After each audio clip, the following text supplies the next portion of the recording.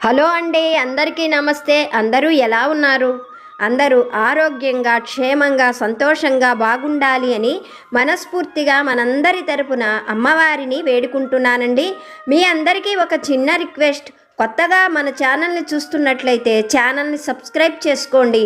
వీడియోని పూర్తిగా చూడండి. వీడియో నచ్చితే ఒక లైక్ చేయండి, సపోర్టు చేయండి. నన్ను సపోర్టు చేస్తున్న ప్రతి ఒక్కరికి కూడా పేరు పేరున నా హృదయపూర్వక ధన్యవాదాలు. అలాగే మనం కోరుకుంటున్న ప్రతి ఒక్క కోరికను బాబాగారు వింటున్నారు. తప్పకుండా ఆ సాయి సమర్థులు మన ప్రతి అవసరాన్ని కూడా తీరుస్తారు. మీ అందరి కోసం నేను కూడా బాబాగారిని మనస్ఫూర్తిగా మనందరి తరపున వేడుకుంటున్నాను. ఈరోజు బాబాగారు ఒక మంచి సందేశాన్ని మనకి అనుగ్రహిస్తున్నారు. తల్లి, నువ్వు అడుగుతున్న ఒక గొప్ప కోరికను నేను తీర్చబోతున్నాను. నువ్వు నమ్మకంతో ఉండు. ఎలాంటి కఠినమైన పరీక్షలనైనా నువ్వు ఎదుర్కొనేటట్లు నీకు నా శక్తి తప్పకుండా తోడు ఉంటుంది. నీ ప్రయత్నం తప్పకుండా ఫలిస్తుంది. అలాగే నువ్వు అనుకుంటున్న దానిని పొందటం కోసం నువ్వు చాలా కఠినమైన పరీక్షలు ఎదుర్కోవలసి ఉంటుంది. తల్లి, గొప్ప ఫలితం కావాలి అని నువ్వు అడుగుతున్నావు. దానికోసం నీ ప్రయత్నం కూడా చాలా పట్టుదలగా, గొప్పగా ఉండాలి అని మర్చిపోకు. బిడ్డ, నాకు నీ విషయాలు అన్నీ తెలుసు. నువ్వు నన్ను అడిగేది నీ జీవితానికి చాలా ముఖ్యమైనది అన్న విషయం నాకు బాగా తెలుసు. తల్లి, నువ్వు కోరుకున్నది పొందిన తరువాత నీ జీవితం చాలా ఆనందంగా ఉంటుంది. అలాగే చాలా సంతోషంగా కూడా గడవబోతున్నది. ఇప్పటిదాకా నిన్ను బాధ పెట్టిన బంధాలన్నీ కూడా ఈ రోజు నుండి క్రమక్రమంగా నీకు దూరమైపోతాయి. ఇప్పటి వరకు నువ్వు పడిన కష్టాలన్నీ కూడా నేను తొలగించబోతున్నాను. బిడ్డ, మరొక ముఖ్యమైన విషయాన్ని నువ్వు గుర్తుపెట్టుకో. నీ పట్టుదల నీకు ఆయుధం. నీ నమ్మకమే నిన్ను చివరి వరకు కూడా నడిపించి తీరుతుంది, నీకు విజయాన్ని అందిస్తుంది అన్న విషయాన్ని మాత్రం బాగా గుర్తుపెట్టుకో. శ్రద్ధ, సబూరితో ఉండేవాళ్ళు ఏది కోరుకుంటారో అది ఖచ్చితంగా జరుగుతుంది అని బాబాగారు చాలా మంచి సందేశాన్ని మనకి అనుగ్రహించారు. మన జీవితంలో మనం ఏదైనా కావాలి అని పట్టుదలగా ఉన్నప్పుడు దాన్ని పొందడం కోసం మనం ఏం చెయ్యాలో మనకి బాబాగారు అడుగడుగునా తోడుగా ఉండి మనకు నేర్పిస్తారు. బాబాగారు మనతో తోడుగా ఉన్నప్పుడు మనకి చాలా ధైర్యం కలుగుతుంది. మనం ఏ పనైనా చేసి పట్టుదలతో, నమ్మకంతో మనం అనుకున్నది సాధించుకోగలుగుతాము అని బాబాగారు మంచి సందేశాన్ని మనకి అనుగ్రహించారు. మన సాయి తండ్రి చెప్పిన ఈ మాటలలోని అద్భుతమైన సత్యాన్ని ఒక చిన్న కథ రూపంలో బాబాగారి దయవలన తెలుసుకోవడానికి ప్రయత్నం చేద్దాము. వీడియో నచ్చితే లైక్ చేయడం మాత్రం మర్చిపోకండి. పూర్వం నందపురం అని ఒక గొప్ప విశాలమైన రాజ్యం ఉండేది. ఆ రాజ్యాన్ని సూరసేనుడు అనే మహారాజు పరిపాలించేవాడు. సూరసేనుడికి వివాహం జరిగిన చాలా సంవత్సరాలకు ఒక ఆడపిల్ల జన్మించింది. ఆ అమ్మాయికి తిలోత్తమ అని పేరు పెట్టి ఎంతో గారాబంగా పెంచుకునేవారు రాజదంపతులు. తిలోత్తమ పేరుకు తగినట్లుగా నిజంగా దేవకాంతల అప్సరసలా ఉండేది. చాలా ధైర్య సాహసాలు ఉండేవి. మగవాళ్లతో సమానంగా ఆ అమ్మాయి కూడా యుద్ధ విద్యలు ఎన్నో నేర్చుకున్నది. ఇలా 16 ఏళ్ల యువతిగా మారింది తిలోత్తమ. మహారాజు సూరసేనుడికి ఒక మంచి అలవాటు ఉండేది. అప్పుడప్పుడు ఆయన తన కుటుంబంతో పాటుగా ఇతర ప్రాంతాలకు వెళ్ళి అక్కడుండేటువంటి వింతలు, విశేషాలు తెలుసుకుంటూ ఉండేవాడు. అలా యువరాణి తిలోత్తమకు కూడా ఇతర ప్రాంతాలు సందర్శించడం అంటే చాలా ఇష్టం. ఒక సంవత్సరం మహారాజు రాజకార్యాల వల్ల తను ఎక్కడికి వెళ్ళలేకపోయాడు.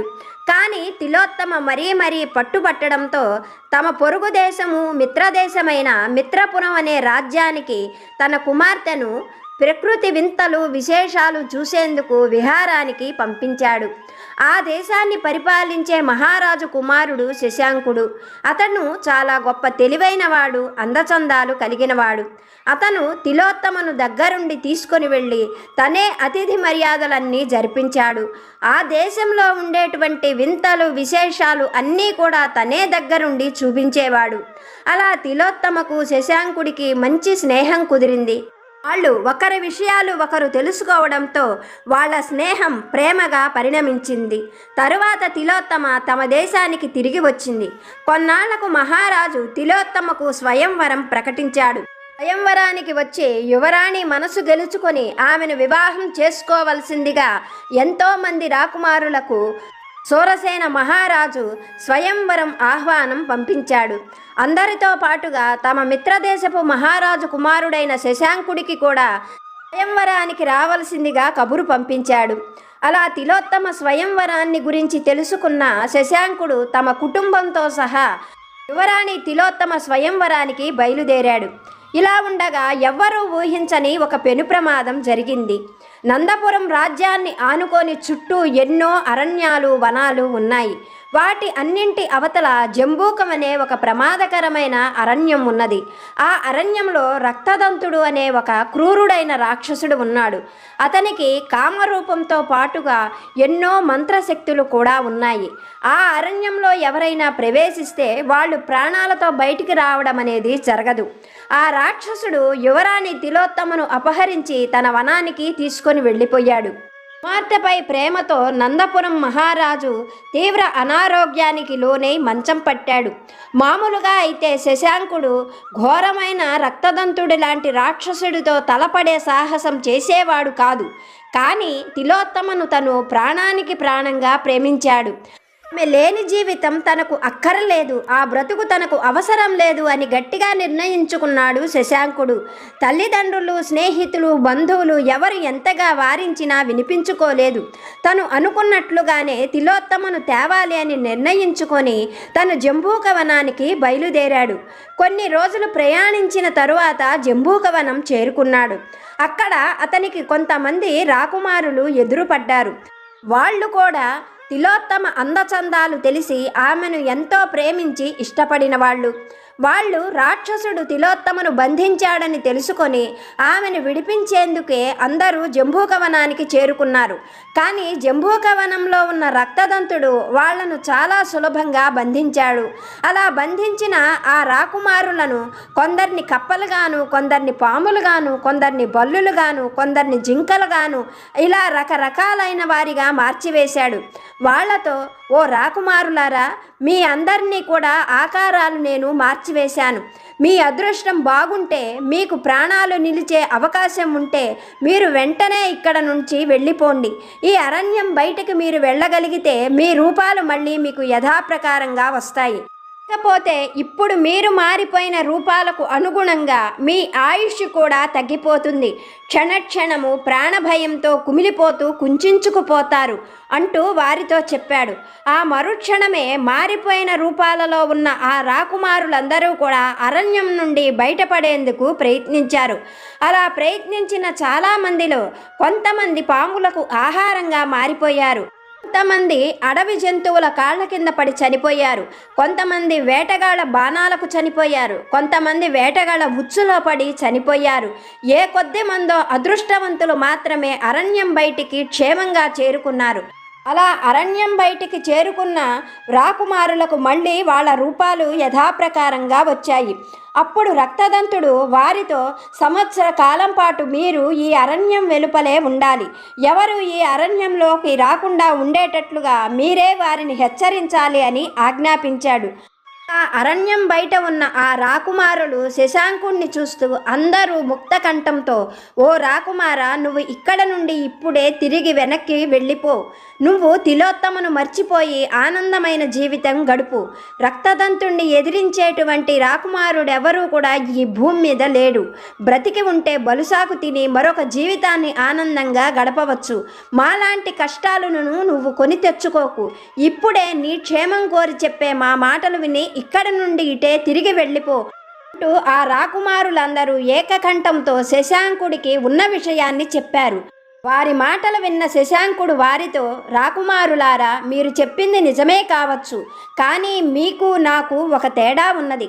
మీరు ప్రాణాలతో బ్రతికి ఉంటే చాలు అనుకుంటున్నారు. నేను నా ప్రాణప్రదంగా ప్రేమించిన తిలోత్తమే నా బ్రతుకు, ప్రాణము అని అనుకుంటున్నాను.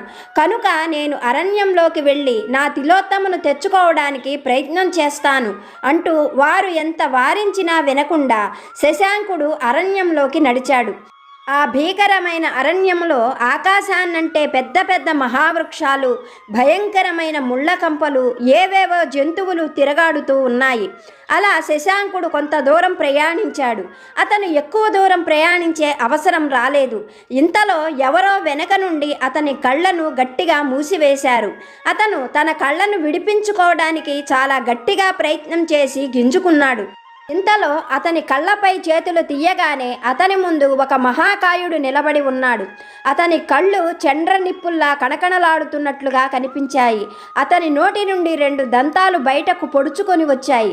అతని తలపైన రాగి తీగల వలె జుట్టు మెరుస్తూ ఉన్నది. అప్పుడు ఆ మహాకాయుడు శశాంకుడిని చూస్తూ, ఓ రాకుమారా, నా పేరు రక్తదంతుడు.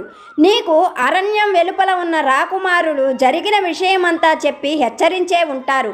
అయినా కానీ నువ్వు ధైర్యం చేసి ఈ అరణ్యంలోకి వచ్చావు అంటే నీ సాహసం మెచ్చదగినదే.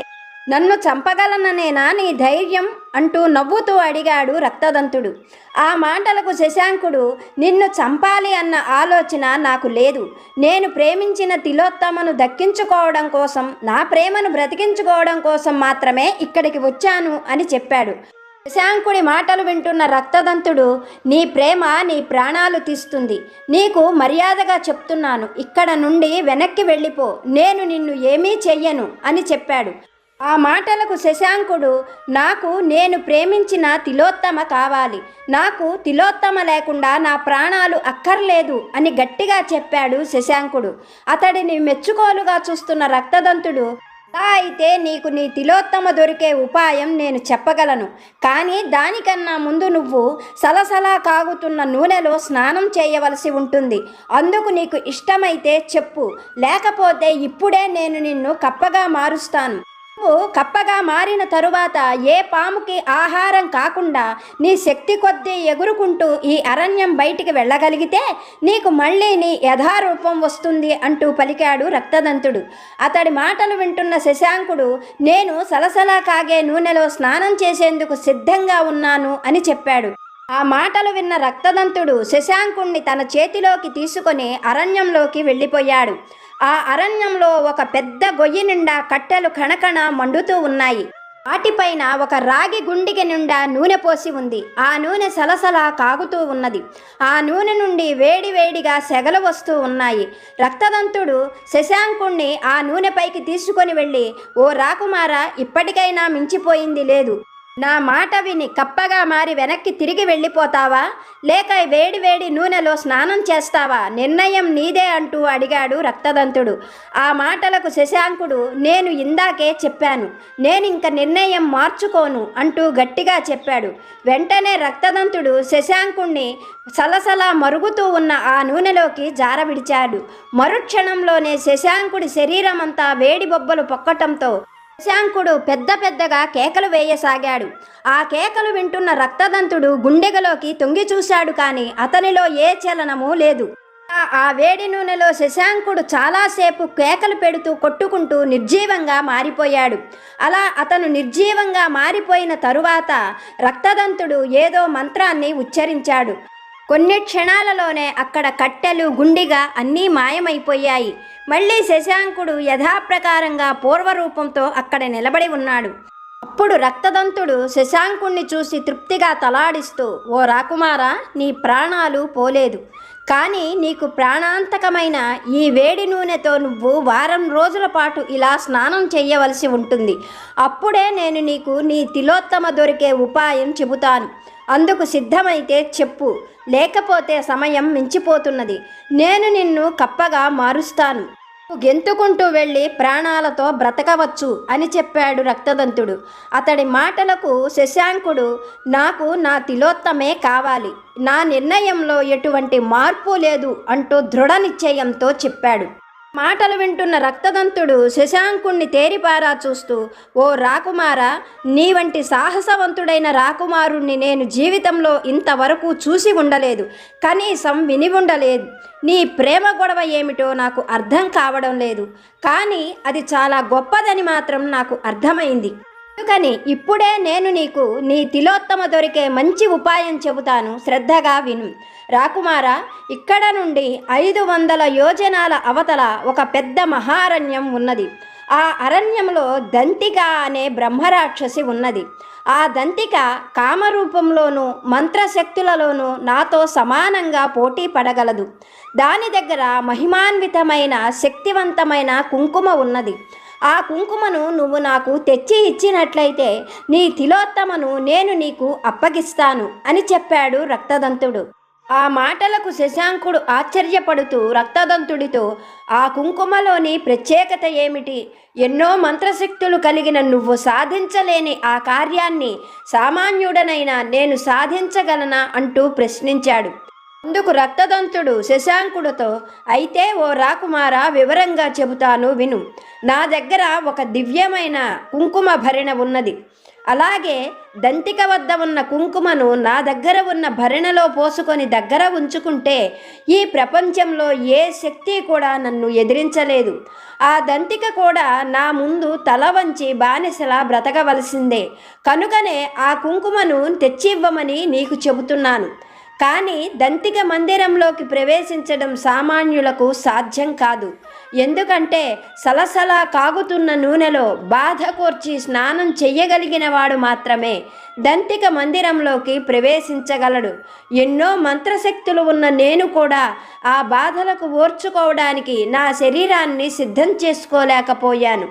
ఎప్పటికైనా నా కోరిక తీరకపోతుందా అని ఆలోచించే నేను తిలోత్తమను అపహరించి తీసుకొని వచ్చాను. ఇన్నాళ్లకు నేను కోరుకున్న లక్షణాలున్న వీరుడవు నువ్వు దొరికావు. కనుక దంతిక మందిరంలోని కుంకుమను నాకు తెచ్చి ఇస్తావా అని అడిగాడు.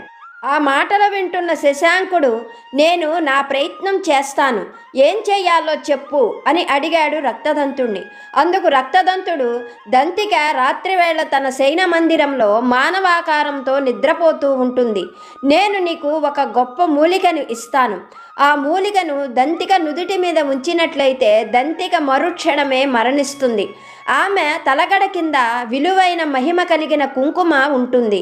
ఆ కుంకుమను తీసుకొని నువ్వు నాకు తెచ్చి ఇవ్వు, నేను నీకు తిలోత్తమను అప్పగిస్తాను అని చెబుతాడు. అలా చెప్పిన రక్తదంతుడు తన దగ్గర ఉన్నటువంటి మహిమ కలిగిన మూలికను శశాంకుడికి ఇస్తాడు. శశాంకుడు ఆ మూలికను తన దుస్తులలో భద్రపరుచుకుంటాడు. మరుక్షణమే రక్తదంతుడు శశాంకుణ్ణి కళ్ళు మూసుకోమని చెప్తాడు. అతడు కళ్ళు మూసుకొని తెరిచేలోపు అతను ఒక శయన మందిరంలో ఉంటాడు. అది ఎంతో విచిత్రమైన శయన మందిరం. ఆ మందిరంలో అతి విచిత్రమైన ఒక మంచం మీద సామాన్య అందచందాలతో ఒక మానవకాంత నిద్రిస్తూ ఉంటుంది. ఆమెను చూడగానే శశాంకుడికి దంతిక అని అర్థమవుతుంది. అప్పుడు శశాంకుడు తన దగ్గర ఉన్న మహిమ కలిగిన మూలిక విషయం గుర్తుకు వస్తుంది. కానీ ఏ కారణం లేకుండా ఒకరిని చంపటం న్యాయం కాదు అని ఆలోచించిన శశాంకుడు నిద్రపోతున్న దంతిక పాదాల వద్ద తట్టి లేపుతాడు. ఆ క్షణంలోనే తత్తరపడుతూ నిద్రలేచిన దంతిక ఎదురుగా ఉన్న శశాంకుణ్ణి చూసి ఆశ్చర్యపడుతూ, ఎవరు నువ్వు? ఎంత ధైర్యం! గాలి కూడా చొరబడలేని నా మందిరంలోనికి నువ్వు ఎలా వచ్చావు అంటూ ప్రశ్నించింది. అప్పుడు శశాంకుడు, తల్లి, నా పేరు శశాంకుడు అంటూ జరిగిన విషయమంతా కూడా చెప్పి, నేను తలచుకుంటే నీ ప్రాణాలను తీసి ఉండేవాడిని, కానీ నేను అలా చేయలేదు. ఒక రకంగా నేను నీకు ప్రాణదాతనే. ప్రత్యుపకారంగా నువ్వు నీ దగ్గర ఉన్న కుంకుమను నాకు ఇవ్వు అని అడిగాడు శశాంకుడు. అతడి మాటలకు దంతిక లోలోన నవ్వుకుంటూ శశాంకుడితో, ఓ రాకుమార, నీ దయాగుణం మెచ్చదగినదే. నేను నీకు కుంకుమను ఇస్తే ఆ కుంకుమను నువ్వు ఆ రక్తదంతుడికి ఇస్తావు. ఆ కుంకుమతో అతడు నన్ను తన బానిసగా చేసుకోవాలని ఎప్పటి నుండో చూస్తున్నాడు. కానీ నేనే నీకు ఒక ఉపాయం చెబుతాను. నేను నీకు ఒక మూలికను ఇస్తాను.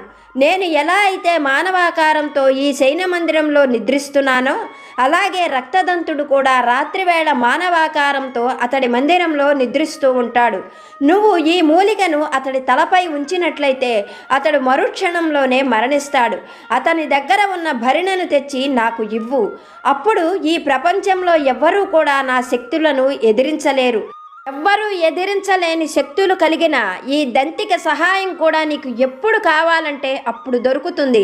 అలాగే నీ ప్రేమికురాలు తిలోత్తమ కూడా నీకు దొరుకుతుంది అని చెప్పింది దంతిక.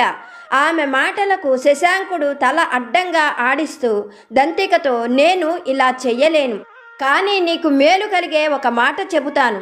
ఈ సృష్టిలో స్త్రీ పురుషులు ఇరువురు కూడా పరస్పరం ఒకరికి ఒకరు ఇచ్చిపుచ్చుకుంటేనే నిజమైన ఆనందం కలుగుతుంది. నేను నా ప్రియురాలి కోసం సలసలా కాగే నూనెలో స్నానం చేసేందుకు కూడా సిద్ధపడి నా ప్రాణాలను కూడా పోగొట్టుకున్నాను. నువ్వు కూడా జాగ్రత్తగా ఆలోచించు. ఇప్పటి వరకు రక్తదంతుడు ఎన్నో మంత్రశక్తులతో నిన్ను లొంగ తీసుకోవాలని ప్రయత్నించి ఉంటాడు. ఒక్కసారి నీ ప్రేమ కానుకగా నీ దగ్గర ఉన్న కుంకుమను రక్తదంతుడికి పంపించు. అతడు ఎన్ని మంత్రశక్తులకు లొంగపోయినా నీ ప్రేమకు మాత్రం ఖచ్చితంగా లొంగుతాడు అని చెప్పాడు శశాంకుడు. అతడి మాటలు దంతికకు చాలా ఆలోచన, ఆనందం కలిగించాయి. వెంటనే దంతిక తన తలగడ కింద ఉన్న మహిమ కలిగిన ఆ కుంకుమను శశాంకుడికి ఇస్తూ, ఇది నా ప్రేమ కానుక అని రక్తదంతుడితో చెప్పు.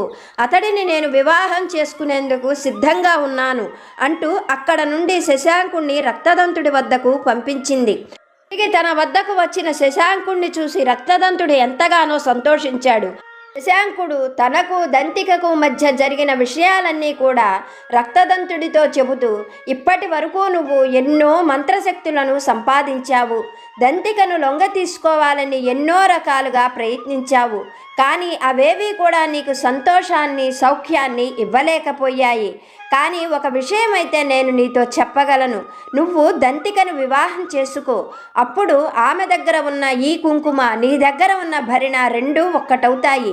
ఈ ప్రపంచంలో ఒకరికి ఒకరు ఇచ్చిపుచ్చుకొని సంతోషాన్ని పంచగలిగేది ప్రేమ ఒక్కటే. ఎన్ని మంత్రశక్తులు ఉన్నా నీకు సౌఖ్యాన్ని, ఆనందాన్ని ఇవ్వలేవు. ఆ దంతిక నీ దగ్గర ఉంటే నీకు కలిగే ఆనందం నేను మాటలలో చెప్పలేను. మీరిరువురు వివాహం చేసుకోండి అంటూ మంచి సలహా ఇచ్చాడు శశాంకుడు. అతని మాటలు రక్తదంతుడికి కొత్త ఆనందాన్ని, సంతోషాన్ని కలుగజేశాయి. వెంటనే రక్తదంతుడు తన బందీగా ఉన్న తిలోత్తమను శశాంకుడికి అప్పగించి, మా దంపతులిరువురం మీ వివాహానికి వస్తాము అని చెప్పి వారిని అడవి బయట విడిచిపెట్టాడు. అప్పటి వరకు అడవి బయట కాపలాగా ఉన్న రాకుమారులందరూ వారిద్దరిని చూసి ఎంతగానో సంతోషించారు. అరణ్యం లోపల జరిగిన విషయాలు తెలుసుకున్న రాకుమారులు శశాంకుడితో, నువ్వు చాలా తెలివైన వాడవు అనుకున్నాము. నువ్వు నీ స్వార్థం చూసుకున్నావు, కానీ నీకు దొరికిన అవకాశాన్ని సద్వినియోగం చేసుకోలేదు. నీకు ఆ రాక్షసుడు మూలికను ఇచ్చినప్పుడు దంతికను సంహరించి ఉండవలసింది, కానీ నువ్వు అలా చెయ్యకుండా వాళ్ళను విడిచిపెట్టావు. వాళ్ళ వల్ల ఇంకా ఎన్ని పెను ప్రమాదాలు రాబోతున్నాయో అంటూ రాకుమారులు కలవరపడసాగారు. ఇప్పుడు శశాంకుడు వారిని చూస్తూ, మిత్రులారా, ఇంక నుండి మీరు భయపడవలసిన అవసరం లేదు. ఇంకా ఆ రాక్షసుల దంపతుల వల్ల మనకు ఎటువంటి నష్టము కలగదు. వారి వల్ల ఇంకా ముందు ముందు మనకు మేలే జరుగుతుంది. మీరు ఎవ్వరూ భయపడకుండా మీరు తిరిగి వెళ్ళిపోండి, మా వివాహానికి రండి అంటూ తిలోత్తమను తీసుకొని శశాంకుడు తను రాజధానికి బయలుదేరి వెళ్ళిపోయాడు. కొన్నాళ్లకు రక్తదంతుడి దంపతుల నుండి శశాంకుడి దంపతులకు ఒక చక్కని ఊయల, అలాగే తాము లోక కళ్యాణం కోసం మానవులకు మేలు చేస్తాము అంటూ ఒక వాగ్దాన పత్రము కూడా అందాయి. బాబాగారు మనకి చెప్పేటువంటి మాట ఇదే, తల్లి, నమ్మకంతో ధైర్యంగా పోరాడితే నీ ప్రేమను నువ్వు గెలవగలుగుతావు. నేను నీకు ఎప్పుడూ సహాయంగానే ఉంటాను అని బాబాగారు చాలా మంచి సందేశాన్ని, ప్రేమపూర్వకమైన ఆశీర్వాదాన్ని మనకి అనుగ్రహించారు. ఓకే ఫ్రెండ్స్, ఇప్పటి వరకు వీడియో చూసిన మీ అందరికీ పేరు పేరున నా హృదయపూర్వక ధన్యవాదాలు. మరొక మంచి వీడియోతో బాబాగారి ఆశీస్సులతో మళ్ళీ కలుసుకుందాం. సర్వేజన సుఖినో భవంతు.